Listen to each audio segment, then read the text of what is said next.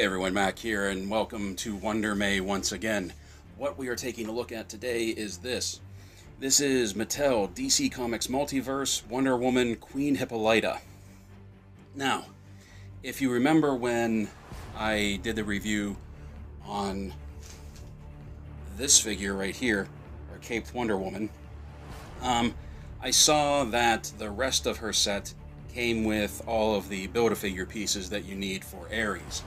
And I thought to myself, and I think I even mentioned as much on the video, hey, this Ares figure looks pretty cool. Maybe I should see if I can get the rest of the figures, pop them open, and then also get the Build-A-Figure. Well, I did it. I got all of them. If you take a look on back here, you can see the cross-sell. That you've seen Wonder Woman already. I got Steve, I got Diana of Themyscira, and I have this one, which I have in my hand, Queen Hippolyta. See in there. So then I can get the 10-inch tall Ares Build-A-Figure, which Mattel calls Collect and Connect. Now, what was great about this, and I didn't even realize this until after I had decided I was going to get all of them, all four of these figures, Wonder Woman, Diana of Themyscira, Queen Hippolyta, and Steve Trevor, they're all on eBay, and I got all four of them, well actually five of them when you consider Ares on the back. I got all five of them for less than $40. I think it came around $36, and that included free Amazon Prime shipment. So they're out there. If you see these videos and you see these figures and you like them, or once we put the big bad Ares together and you decide you like the Ares figure, you can get all of these for less than 40 bucks, like I said. Now we take a look at the box. The box is a little beat up. You can see here. That comes with age. These figures are from 2017, and who knows where they've been sitting or what happened to them in shipment. But the figures themselves look pretty solid inside. You can see through the window box right here. Down in the corner, we have the likeness of the actor who played Hippolyta, whose name I cannot remember right now. And on the side, we have a fuller body shot of her. Now, just as a side note, I think she did a really good job playing the role, but she wouldn't have been my first choice for Hippolyta. As a matter of fact, like, Hippolyta is supposed to look a lot like Diana, as in Diana was molded in Hippolyta's likeness. As a matter of fact, for a while there, after Crisis on Infinite Earths, I believe it was retconned at one point, and keep in mind DC's comic history, what is canon and what isn't is kind of a mess sometimes. But I believe at one point it was actually retconned after the original Crisis on Infinite Earths, that the Golden Age Wonder Woman, meaning the original Wonder Woman from like the 30s and 40s that fought in World War II, was actually Hippolyta. And then Diana came around in the Silver Age, I believe. Not 100% certain about that, but I think that's how that played out. On the back, like I said, you can see the cross-sell with all of the other figures, plus the Ares Collect and Connect. On the side, we just have a little bit more window dressing, and it says DC Comics Multiverse up top. So, you can see I don't know if you can see them here, but there are parts in there. It's another leg and an arm, I believe. She has two weapons. It looks like a sword and spear. So, let's pop this open, let's take a look at her, and we'll see what we think of Queen Hippolyta of the Amazons. Alright friends, here we have her. This is Queen Hippolyta out of the box. And the first thing we are going to do before we go any further is we are going to measure her, because that is something I forgot to do first off with Wonder Woman when we took her out of the box. So, putting the tape measure up behind her, we see that Hippolyta comes in at roughly 6 1/4 inches tall, coming in at about the same height as Wonder Woman when we took her up, when we opened her up. Now, when you look at the figure, Hippolyta here definitely does have a lot in common with Diana, with Wonder Woman. And you can see that in the robe, you can see that in just like her garments. She has her bracers on, just like Diana had. And like Diana's robe, this is a very heavy, very pliable plastic. Now it's heavy enough that it's going to fall back into place. It's not going to bend. It will spring back. It's also a little bit more evenly distributed on Hippolyta than it was on Diana, so that whenever you stand her up, she'll be a little bit more stable. Whereas Wonder Woman wanted to fall backwards. She has a more solid base, a more solid center of gravity. So we're going to take a look at the face sculpt, and I don't know, once again, I think this line of Mattel figures came out long before, well, not long before, but came out before face printing was the norm. Because the face portrait isn't bad. You can see her eyes are definitely more focused in on the same spot than Diana's were. But the sculpt just doesn't look very much like the actress. And I am sorry, I can't remember what her name is. Also, you can see there is some paint chipping on her lip, on her chin. Keep in mind, you saw the condition of the box. This is a figure that's been sitting around somewhere since roughly 2017. So, the face sculpt isn't bad, but trying to capture the look of the actress who played her, I just don't think they did a very good job with that. Her hairpiece is really nothing that outstanding either. So for articulation, she does have, you can do a 360 turn on her head. She does not have much in articulation as far as up and down. You can't tilt her head back because the hair gets in the way, and you can't really tilt her head forward much. Just, that's it. Like, that's the amount of articulation you get. I just noticed there's some paint scratch under her neck, too. Her arms can go out to the sides. She can flare out like that. The elbows are ball joints. You have full 360-degree turn. You have a bicep swivel. You have single-jointed elbow that doesn't close any further than that. That is the most you're going to get out of bending her elbow. So there's not much there.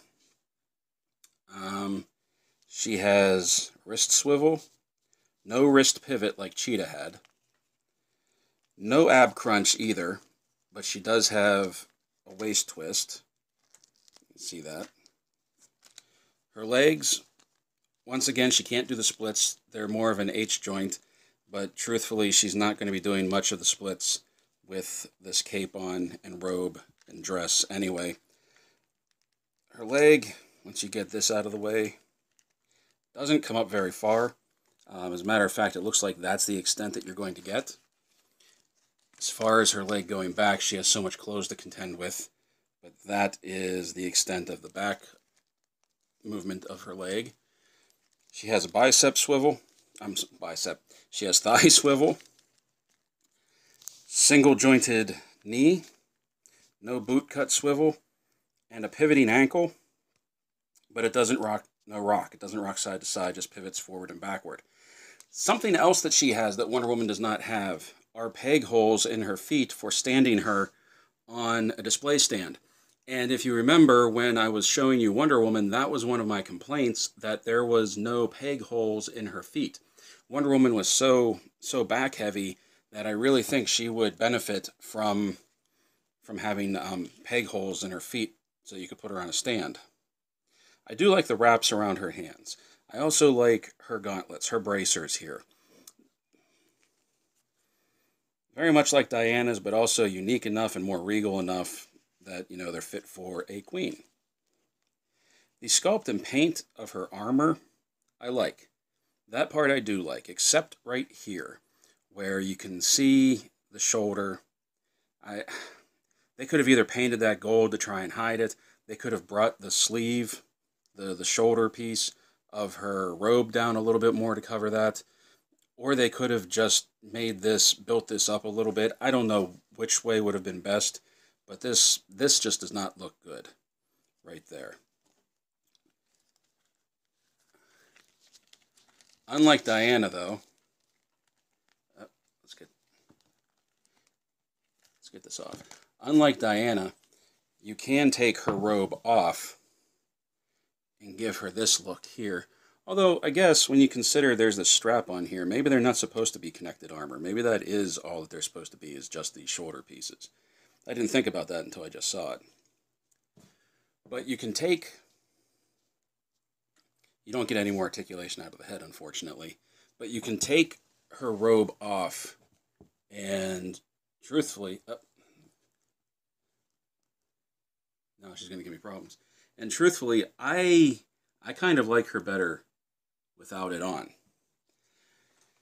You get a little bit more flexibility in the arms in posing. She's not as heavy, so she stands a little better. This robe really does tend to weigh her off. Also, she looks more, I don't know, she just looks more regal. She looks more queenly. She looks more warrior-esque without having the cape on. And I understand the cape, robe, whatever you want to call it, was a piece of her costume in the movie, but I really feel like this representation of Hippolyta without this on looks so much better than what we have with this on. Okay, now for accessories, Hippolyta comes with two. No hands, no head. What you see for the figure is what you get. But you do get a couple of weapons for her, in addition to another arm and another leg build-a-piece for the Ares figure. First we have this spear, which there's not much to look at here, but this isn't a bad piece. This is a good weapon for her, for the Amazons. I like the spear tip. I like the carving, the mold of the spear tip here. I think they did a pretty good job with something so small of giving it a little bit of detail, a little bit of character. The shaft is very bendy. As a matter of fact, mine was a little bent when I pulled it out of the box, but you can straighten it.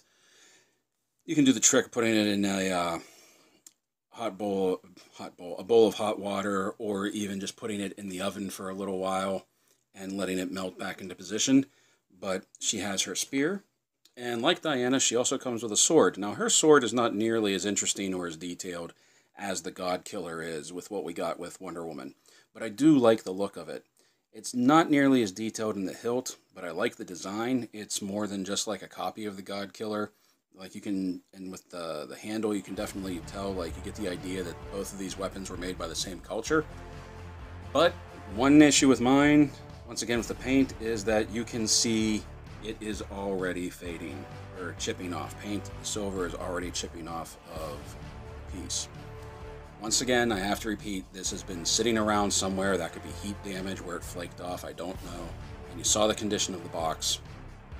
But it's easy enough to fix, and that could even be repainted, so I'm not horribly upset with that. So, all in all, we have Hippolyta here, and she's not bad. She's not fantastic. I'm glad I have her, especially since I ended up getting all 4 of the original figures from Wonder Woman 2017. And Hippolyta is not a figure that we typically get as part of a Wonder Woman collection, so I'm happy that they brought her out, at least for the movie, and we have her now. They could have done better, though. They could have done better with the face sculpt. They could have done better, much better with the articulation. I would like to get a more comic book accurate figure of Hippolyta. She has that black mane of hair. She's wearing more Grecian style robes, just something from the comic. This is good for the movie, but now like I feel spoiled. I want my comics version of Hippolyta. Also the weapons, the accessories that come with her are a decent add-on, or a decent pack-in. These are weapons that they're not necessarily royal, they're very utilitarian, that you could put these with any other action figure. You could use these accessories for pretty much any other figure if you didn't want to stack them with her, pose them with her. I do think that, much like with the robed Diana, or the robed Wonder Woman, that she is going to be one that gets displayed in the box. I'm not sure if I'm going to be setting her out or not, although since she does have egg holes in the feet, I may put her out with a stand. I don't know. We'll see. If I do display her, I'm definitely taking the robe off, though. I think she just looks much more powerful without the robe on. That's what I have for you today. I want to thank you for hanging around until the end of the video. I want to thank you for watching this. We will have more coming down the line. As always, we have the conclusion of the Battle for the Ark blind bags. We have the LEGO Series 20 blind bags. And we have much more coming down the pipe for Wonder May. So, play well, everyone. Stay safe. And as always, thank you for watching.